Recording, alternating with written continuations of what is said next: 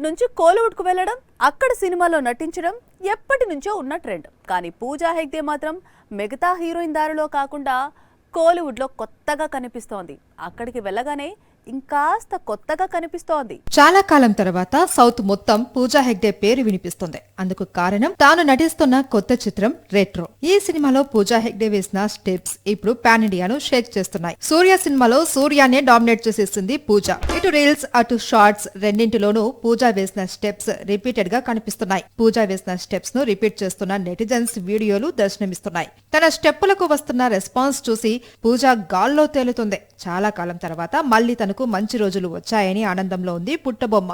మిగతా heroines D glamour role చేయడం వేరు, Pooja Hegde D glamour role వేరు. గతంలో పూజ ఎప్పుడూ ఇలా కనిపించలేదు. సినిమాలు కాకుండా ఇతర ఈవెంట్స్ లేదా ఫోటోషూట్ సిచ్యువేషన్ ఏదైనా ఇలాంటి లుక్ బయట పెట్టలేదు. దాంతో రెట్రో మూవీకి తను స్పెషల్ అట్రాక్షన్ గా మారింది.